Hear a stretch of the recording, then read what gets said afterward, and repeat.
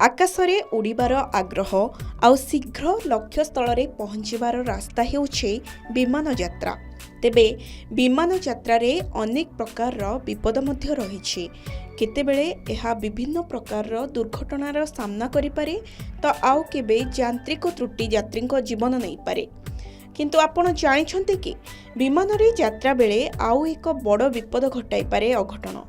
आज आमे आपनको एमिति एक घटना विषय कहबू जहा जानिबा परे आपण भी विमान यात्रा कला बेले सतर्क रहिबाको चाहिबे।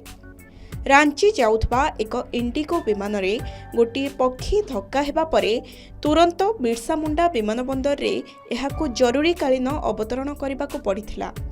एही घटना गत सोमवार दिन अपराह्न 1:14 समय रे घटिथिला। विमानटी प्राय 3000 रु 4000 फुट उच्चरे उड़ुथिबा बेले एही घटना घटिथिला। बिरसा मुंडा विमानबंदर निर्देशक आर मौर्यଙ୍କ कहवा अनुसार विमानटी पाटनारू उड़ान भरिबा समय रे रांची रे किछि समय रही पुणी कोलकाता जिबार थिला। एहार एक अंश फाटी जाइथिला। सेथिपाई विमान को जरूरी अवतरण करबाकू पड़िथिला। तेबे एसबु परे समस्त 175 जन यात्री एवं क्रू सदस्य संपूर्ण सुरक्षित थिले, किंतु एयरबस 320 क्षतिग्रस्त होइछि। तेबे जानतु विमान सह पक्षी धक्का केते विपदपूर्ण होई पारे। रांची रे पक्षी धक्का हेबा जोगु विमानर मालिकंकु बहुत क्षति सहिबाकू पड़िथिला। सतरे आश्चर्य लगुछि कि एते बड़ विमान रे गोटे छोटिया पक्षी पिटी होई जिबा जोगु महाविपद आसी पारे, पुणी एते क्षति हुए। तेबे जानतु एते बड़ विमान को एक छोट पक्षी किपरि विपद रे पकाई पारे। साधारणतः जेतेबेले विमानटी भूमिर निकटतर थाए सेतेबेले आकाशरे विमान सह पक्षी मानक धक्का हेबार प्रायतः संभावना रही थाए। अवतरण पूर्वरु किंबा उड़ान भरिबा परे एभली आशंका रही थाए।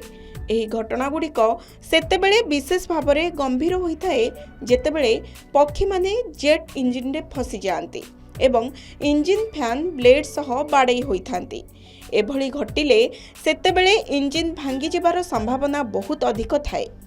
अंतर्जातीय बेसामरिक विमान चलाचल संगठन द्वारा करा जाइथिबा एक सर्वे अनुसार 92% पक्षी धक्कारे कौनसी क्षति हुए नाही। किंतु जेतेबेले पक्षी माने इंजिन किंबा विमानर किछि संवेदनशील भाग को आघात करिथांती एहा गुरुतर क्षति करिथाए। पक्षी माड़ हेबा जोगु इंजिन अचल हेबा किंबा विमान नियंत्रण हराइबार आशंका रहिथाए, जहा बड़ दुर्घटनार कारण होई पारे। तेबे विश्व रे प्रथम पक्षी धक्का 1905 मसीहारे ओहिओ ठारे होइथिला। बर्ड स्ट्राइक कमिटी अमेरिका अनुसायी जदि 5 किलोग्राम ओजनर एक पक्षी घंटा प्रति 150 माइल बेगरे उड़ुथबा एक विमान सहित धक्का हुए तेबे विमानटी 10 फुट उच्चतारू खसी जाइथबा 1000 पाउंड ओजन सहित समान शक्ति उत्पादन करिथाए। तेबे उड़ान पूर्वरु विमान को संपूर्ण जांच करा जाई फिट प्रमाणित करा जाए। विमान एवं पक्षीर गति रे जेते अधिक पार्थक्य हेबो विमान रे प्रयोग होइथिबा शक्ति सेते अधिक हेबो। पक्षीर ओजन मध्य एक कारण, किंतु गति रे पार्थक्य ताठारु बड़ कारण।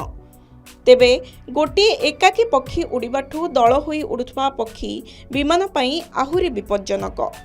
अवश्य बड़ विमान अपेक्षा छोट विमान गुड़िको बार्ड हिट बेसी विपद आनी देई थाए।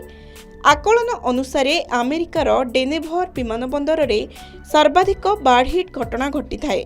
विशेषज्ञों मतरे छोट पक्षी प्राय 27,000 फुट एवं सागुणा भली बड़ पक्षी 37,000 फुट उच्चतारे उड़ी पारंती। 1973 नवेम्बर 29 रे आइवरी कोस्ट ठारे 37,000 फुट उच्चतारे एक विमान बार्ड हिट्र सामना करिथिला। विमान बंदर पाखरे पक्षी माने रहिबा उचित नुहे। विमान गुड़िको पक्षी मानक ठारू सुरक्षित रखिबा पाई विमान बंदर गुड़िक अनेक सतर्कता अवलंबन करिथांती। उदाहरण स्वरूप विमान बंदर चारिपाखरे अधिक गछ मध्य लगा जाए नाही, कारण गछ गुड़िकरे पक्षी माने बसा बांधि थांती। आहुरी मध्य विमान बंदर आखपाख अंचल रे पक्षी माने खाद्य भावे ग्रहण करुथबा अलिया आवर्जना आमिष द्रव्य आदि न पकाइबा उचित। दर्शक बंधु, एभली किछि गुरुत्वपूर्ण खबर जानिबा पाई आम सह जोड़ी होई रुहंतु। ब्यूरो रिपोर्ट, के न्यूज ओडिशा।